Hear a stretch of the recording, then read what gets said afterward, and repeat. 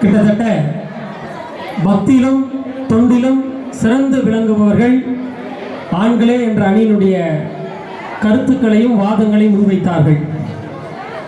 இல்லை இல்லை பெண்களே என்று கூறி இந்த மூவரும் தங்களுடைய வாதங்களை கருத்துக்களை முன்வைத்தார்கள். நிறைவாக தீர்ப்புக்கான நேரமாக இதை நான் எடுத்துக்கொள்கிறேன். இரு அணியினருமே கிட்டத்தட்ட சமமான கருத்துக்களை வைத்தார்கள். தராசிலே எடை போட்டு பார்த்தால் கிட்டத்தட்ட சமநிலையில் இருப்பதாக தான் நான் உணர்கிறேன்.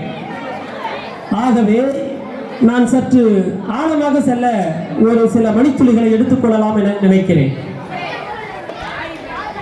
சகோதரர் கூறும் பொழுது தமிழகத்திலே பக்தி இலக்கியங்களை வளர்த்தவர்களுடைய வரலாறை பற்றி நிறைய கூறினார்கள்.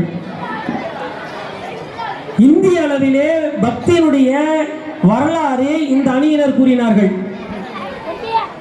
ஆனால் உலகமெங்கும் இந்து மதத்தை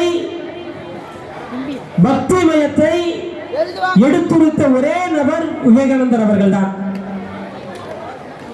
அந்த விவேகானந்தருடைய கூற்றை வைத்து என்னுடைய தீர்ப்பை சொல்லலாம் என நினைக்கிறேன். ஒருமுறை உலகமெங்கும் சென்று தன்னுடைய இந்து மதத்துடைய மகத்துவத்தை எடுத்து கூறுவதையே தன்னுடைய தொண்டாக செயல்பட்டு வந்த விவேகானந்தர் அமெரிக்கா சென்று வரார். வந்த உடனே இந்தியாவில் வரவேற்கிறாங்க. குறிப்பா ஜெய்ப்பூர் சமஸ்தானத்தில் வரவேற்கிறாங்க. அங்க இருக்கக்கூடிய மன்னர் வரவேற்கிறாரு. அவரை வரவேற்கும் பொழுது ஒரு நிகழ்ச்சி நிரல் ஏற்பாடு பண்றாங்க.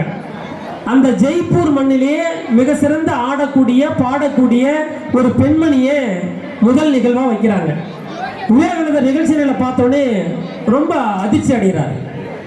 இவ்வளவு ஒரு ஃபேமஸான நாடு என்னுடைய நிகழ்ச்சிக்கு முன்னாடி 1 மணி நேரம் ஒரு பெண்ணினுடைய நிகழ்ச்சியா அப்படின்னு கேட்ட உடனே அந்த பெண்ணு கிட்ட போய் கேட்கிறாரு. இது மாதிரி விவேகானந்தர் கேட்கிறாரு.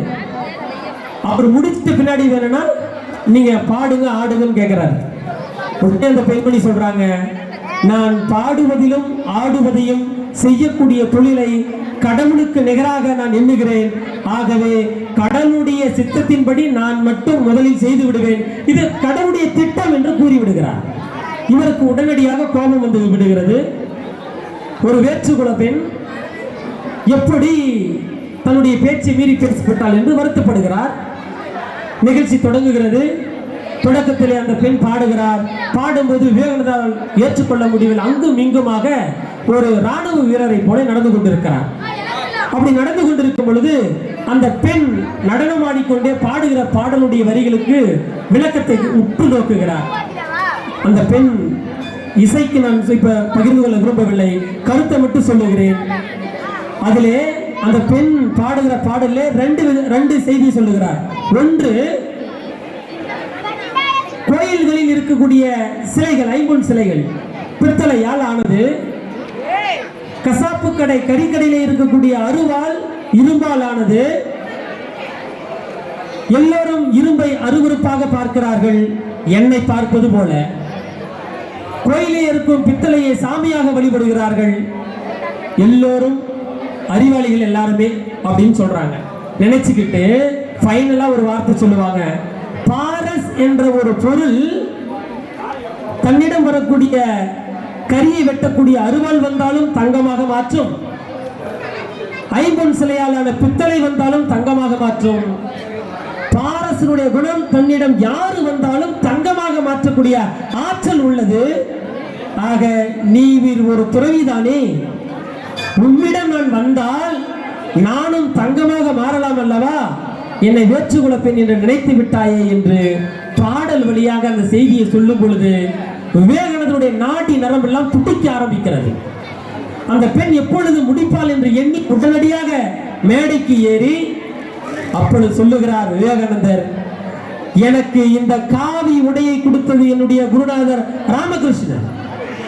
ஆனால் உண்மையான துறவு எது என்பதை இந்த பெண்மணி தான் இன்னைக்கு உறுத்தியிருக்கிறார் என்று சொன்னால், அறிவுறுத்தியிருக்கிறார் என்று சொன்னால் என்னுடைய துறவரத்திற்கு கிடைத்த வெற்றியாக பார்க்கிறேன். ஆக என் வாழ்நாள் முழுக்க நீ பேசிய ஒற்றை வாரத்தை துறவு எல்லாரையும் சமநிலையில் பார்க்கக்கூடிய ஒரு எண்ணத்தை எண்ணோட்டத்தை என்னில் விதைத்து விட்டாய் என்று சொல்லுகிறார். ஆக பக்தியில் செய்யக்கூடிய தொழிலை கூட நம்ம பக்தி தெய்வத்துக்கு நிகராக பார்த்த பெண்கள் தானே. இங்கு கூடி இருக்கக்கூடிய அநேக நபர்களில் பெண்கள் தானே அதிகமாக இருக்கிறார்கள். தன்னுடைய வீட்டிற்காக, கணவனுக்காக, பிள்ளைக்காக, ஒட்டுமொத்த குடும்பத்திற்காக இந்த இரவு ஃபுல்லா ஈசனுடன் இரவாக வந்து உட்கார்ந்து இருக்கிறார்கள் என்று சொன்னால் பெண்கள் பக்தியில் ஆண்களை காட்டிலும் அதிகமாக தான் இருந்து கொண்டிருக்கிறார்கள். இப்படி சொல்லி நான் கடந்து போகவும் முடியாது. இதே விவேகானந்தர்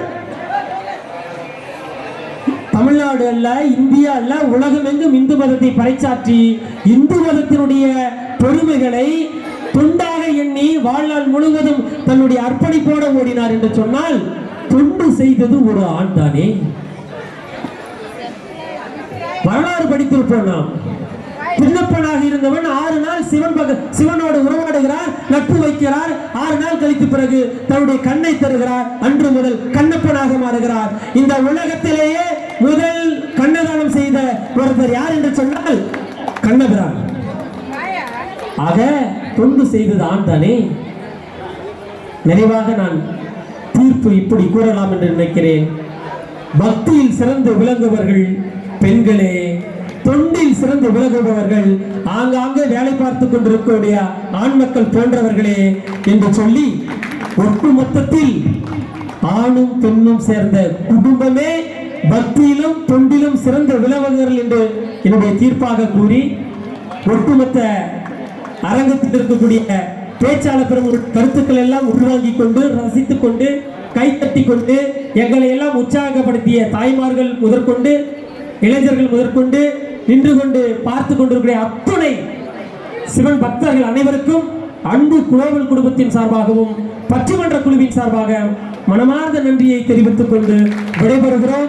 நன்றி, வணக்கம். இந்து முன்னணி சார்பாக மிக்க மகிழ்ச்சி ஐயா, அருமையா பேசுனீங்க, சூப்பர். ஆனா உங்களோட கருத்து